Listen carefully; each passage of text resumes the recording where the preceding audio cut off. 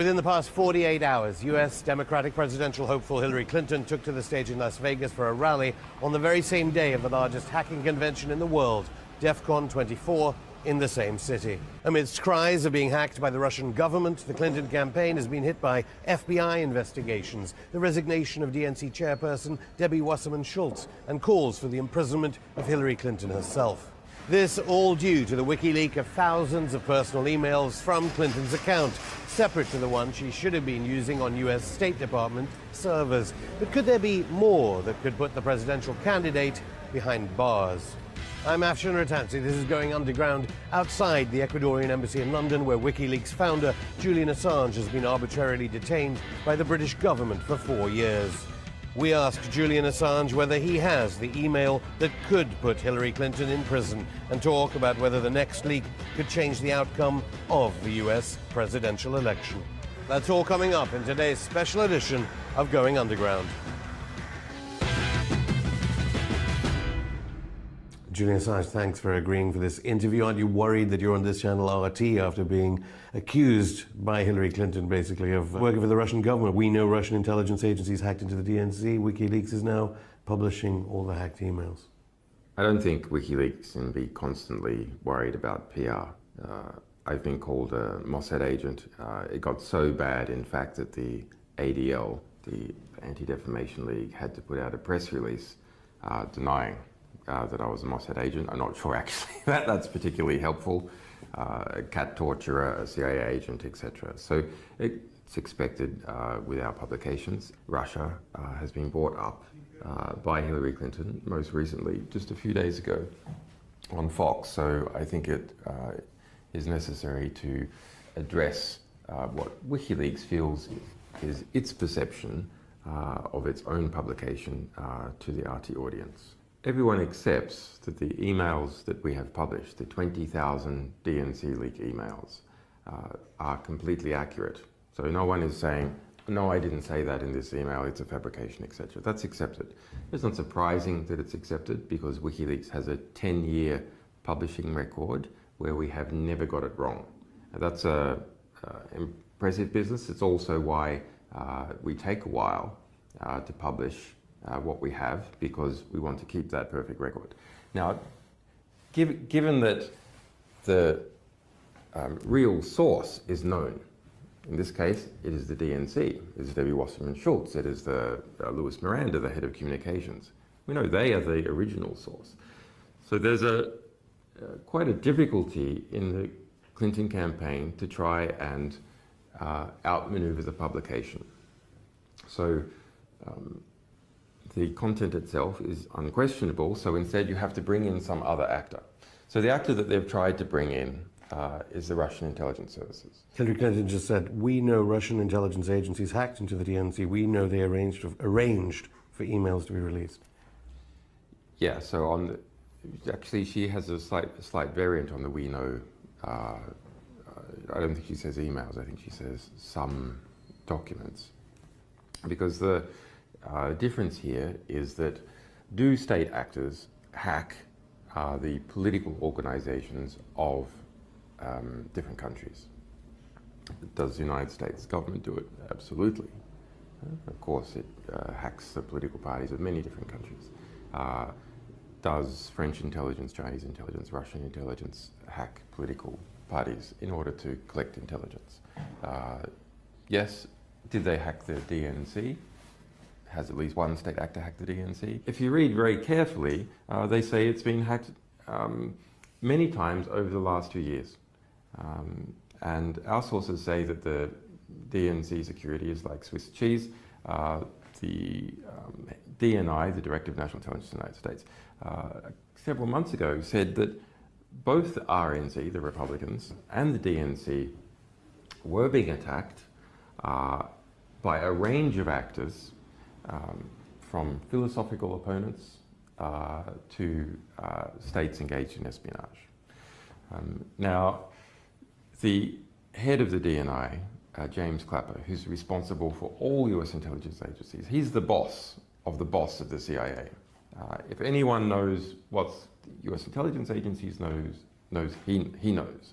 And on Friday, he had to come out and say that there's a lot of media hyperventilation, that they have no idea as to what motivation is, even if they did know who it was. So that's the head of the DNI dampening down ideas that they know who it is. Now, this is a separate question to the release of our emails. So in the US media, there's been a deliberate conflation between DNC leaks, which is what we've been publishing, and DNC hacks of the US Democratic Party, which have occurred over the last 2 years, by their own admission, a number of times. I think this statement by Hillary Clinton on Fox really does need to be tackled because it concerns us directly in our publications. What she is attempting to do is to conflate our publication of pristine emails. No one in the Democratic Party argues that even a single email is not completely valid. It hasn't been done. And the head of the DNC, Debbie Wasserman-Schultz, has rolled as a result. And whatever hacking has occurred of the DNC or other political organizations in the United States by a range of actors. Now, in the middle, we have something which is the publication by other media organizations of information purportedly from the DNC, and it seems to be the case. So that's a series of Word documents and PDFs published by The Hill, by Gorka, by The Smoking Gun. This is a completely separate batch of documents compared to the 20,000 pristine emails that we released. In this batch of documents released by these other media organizations, there are claims that in the metadata there's someone's done a document to PDF conversion, and that in some cases the documents, the language of the computer that was used for that conversion was Russian. Okay, so that's the circumstantial evidence that some Russian was involved, or someone who wanted to make it look like a Russian was involved with these other media organizations. That's not the case for the material that we released. Any Russian connections between Hillary Clinton and Russia? Any Russian connections there? Hillary Clinton has done quite well strategically to try and draw connection between Trump and Russia because she has so many connections of her own. Now, my analysis of Trump and Russia is that there is no substantial connection. Why do I say that?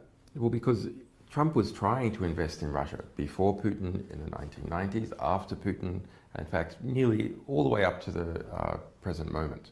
And he's had no success. He did not manage to build hotels and so on in Russia. So that shows how insubstantial his contacts are. There's an extremely well-documented pattern of when Hillary Clinton was Secretary of State, those people, companies, governments, who wanted a decision by the Secretary of State in their favor, making large donations to the Clinton Foundation, or in some other cases, business deals with the people around Hillary Clinton. Now, one particular instance is the approval by Secretary Clinton of selling 20% of the US uranium reprocessing rights to a Russian company to be exported to Russia. So at that time, a large donation was made by those Russian interests to the Clinton Foundation. In addition, Clinton's campaign manager, Podesta, was on the board of a company called Juul Unlimited. And Juul Unlimited held some of these rights and received a $35 million investment from Russia. And that's a Russian government company. And also, Russians were on the board also with Podesta. So the kind of email revelations from WikiLeaks reveal that Hillary Clinton is a Kremlin stooge. I wouldn't say Kremlin stooge, but there is a much deeper connection on record with Hillary Clinton and Russia than we are presently aware of with Donald Trump. Well, some journalists would argue that it's actually the subject of the revelations that's more interesting to the American voter about the election, while the media, of course, is fascinated about whether the Kremlin is working with you, whether you work for the Kremlin, basically. No, but it's very, I think it's a genuine question. You should ask the sources of information. The least, however, in the case of WikiLeaks publications. Why do I say that? Well, the principal reason why you want to know the source of some statement is to understand whether it's true or not. It is a big issue in the case of other media organizations who are simply making claims and not publishing original documents. I'll give you an example, a very, very interesting example. I've done some research on the Turkish coup. Now, it's not spoken about in the West, but within Turkey, the Turkish newspapers are publishing elements of a theory that the United States was directly involved in the coup. The US intelligence backed Fethullah Gulen, who's based in Pennsylvania, as the head of the Gulen cult that has been implicated in the coup. In fact, according to the Turkish government, is the leading actor in the coup. He's wanted by President Erdogan. Yes, and they've put out an extradition request and so on. But one of the key independent points of evidence, not coming from an interrogation in Turkey where people might have been placed under duress, is that in the middle of the coup, NBC published that Erdogan was on his way to Germany to seek asylum. And they say this was told to them by a US military source. So what the hell is going on there? Because that went all the way around the world and was used to further the chance of the success of the coup within Turkey. Because if the president has fled, then he's lost control. NBC, a close supporter, so Trump supporters would say, of Hillary Clinton. So would a Hillary Clinton presidency endanger the NATO alliance and the ability to store American nuclear weapons at Incirlik Air Base and use it as a base to bomb Iraq and Syria under Hillary Clinton? Well, I think either government is potentially a problem because of, I mean, that coup was in Turkey a very serious business. Hundreds of people have died. About 100,000 people have been fired or arrested in the post-coup purge, opportunistically in some cases of political enemies of Erdogan, in other cases trying to purge the society of the Gulen movement. Because the Clinton Foundation's major donors include members of the Gulen movement that Erdogan says were responsible for the attempted coup d'etat. Right, so I mean, Erdogan's going to look at that and treat Clinton suspiciously. But I mean, you know, regardless of who becomes president of the United States, you have an extremely large bureaucracy, intelligence bureaucracy, that has its own mind in things. So he's going to look, unless Trump is elected and engages in a significant purge of the CIA, for example, I think Erdogan will continue to view it very suspiciously, especially as long as we've got Fethullah Gulen being protected in Pennsylvania. Julian Assange, thanks. We'll have more from Julian just after this break.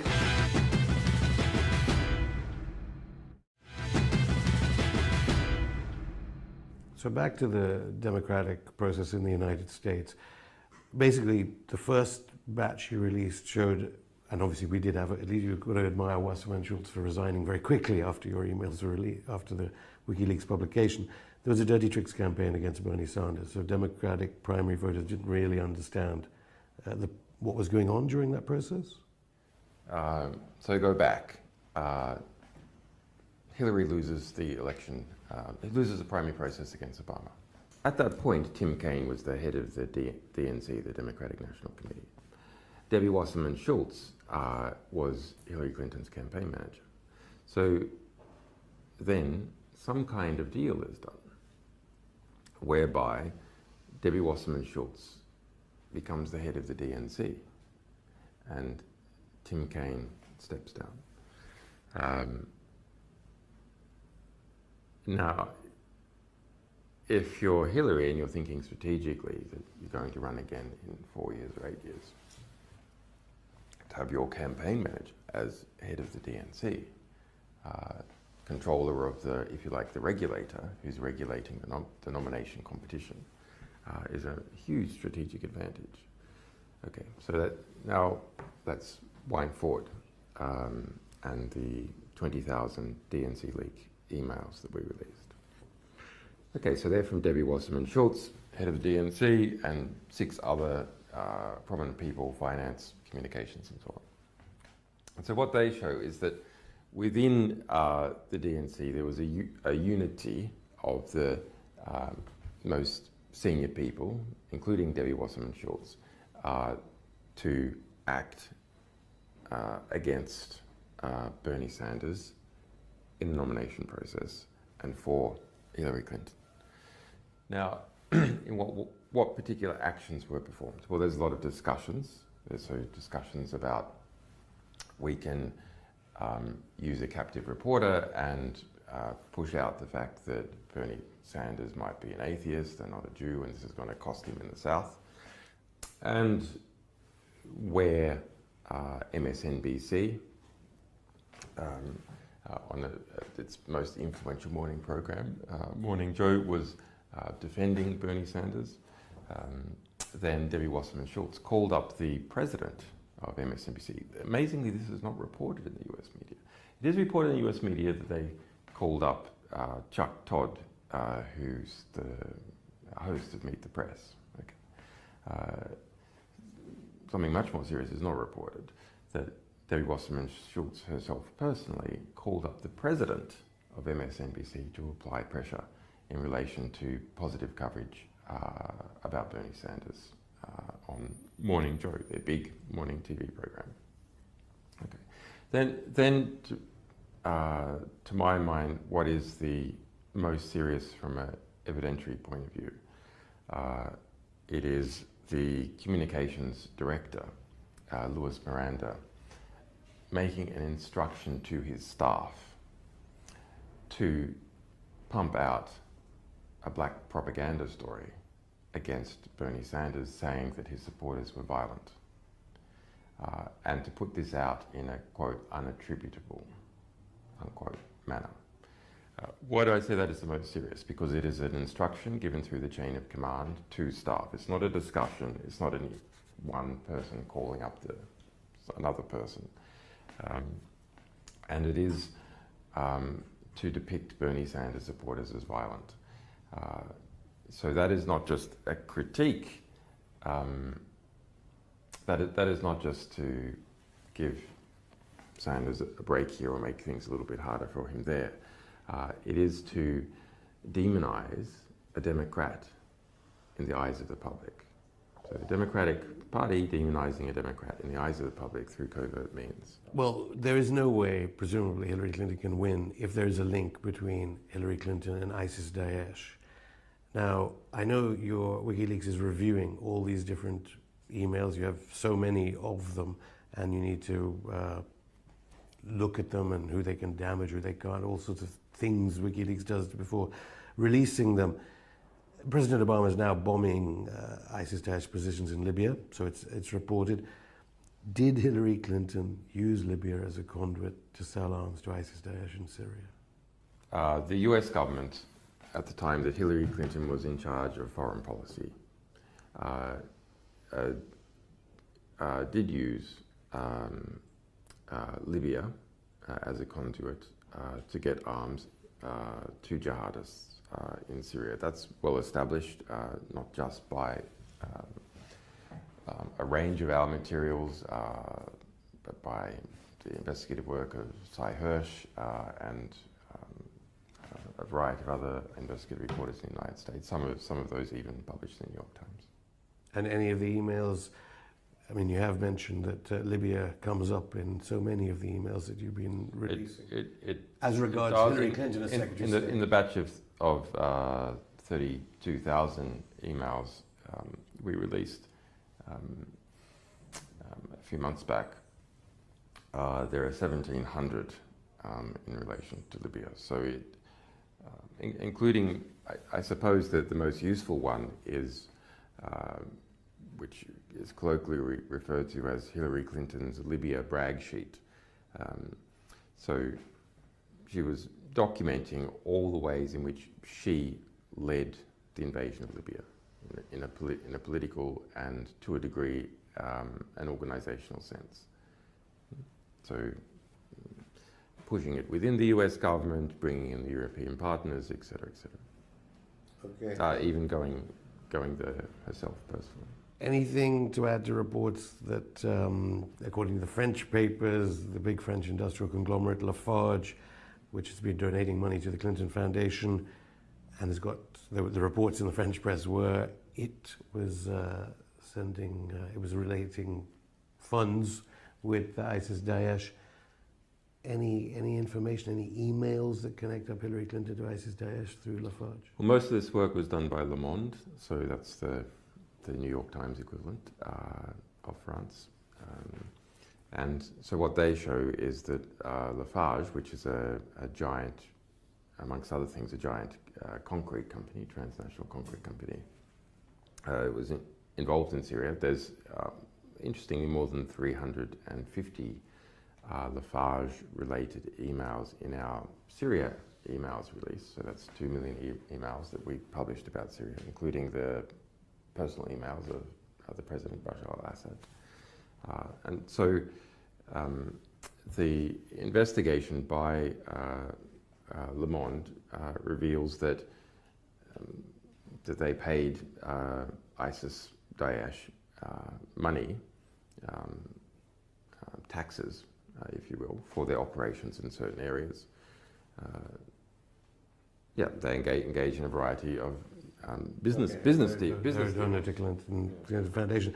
We're waiting. And Hillary Clinton's involvement is that money from Lafarge in 2015 and 2016 went to Hillary Clinton Foundation. So that's recent. Now you ask, well, why let's go to Hillary Clinton Foundation? Actually, there's a long-term relationship between Lafarge and Hillary Clinton. She was a member of the board, for example. You expect that, I know you can't comment directly about the pending email releases from WikiLeaks, but you expect more about the Clinton Foundation? Yes. I have to also get to Yemen, because Saudi Arabia does crop up in some of the emails you've already released.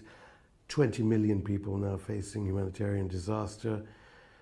Clinton Foundation mentions to, there was no mention of the Clinton Foundation at the DNC conference, noticeably, at all, about the good works it does. Do you think part of it is that connection to Saudi Arabia, let alone the 28 pages of connection of 9/11 to Saudi Arabia? What is the connection between Hillary Clinton and Saudi Arabia that certainly got Israel angry? Well, it's extensive. I mean, the relationships between Hillary Clinton and Saudi Arabia, between the Clinton Foundation and Saudi Arabia. Saudi Arabia is probably the largest single donor to the Clinton Foundation.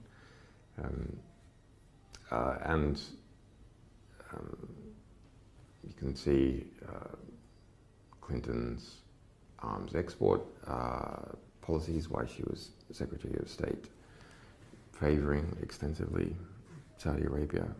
Okay, William Binney, the whistleblower who's been on our show, says that the NSA can easily get access to all these emails. So if there is illegality in the pending emails of your release, or malfeasance in the ones you've already released, President Obama could presumably act on it and get Hillary Clinton charged, regardless of whether you're about to release an email, which would mean that James Comey or the FBI would have no alternative but to arrest Hillary Clinton.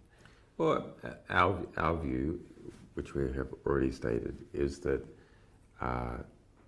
if the evidence that the FBI has is enough for a grand jury to indict already. That's not hard. It's actually saying that a grand jury will indict a ham sandwich if you're instructed to do so. Exactly. But which I'm having, because I have a grand jury myself, a federal grand jury in Washington D.C. I'm well aware of what they're like. But The prosecutor has to ask the grand jury to indict. And the prosecutor doesn't ask, the grand jury won't indict. So that's the basic problem. Do you believe she can win, given the emails you've so far not Can she win the election? That's an interesting question. I wouldn't be willing to say so far. And just one last question, away from the US presidential elections. It's 5 years since Mark Duggan was shot to death by British police.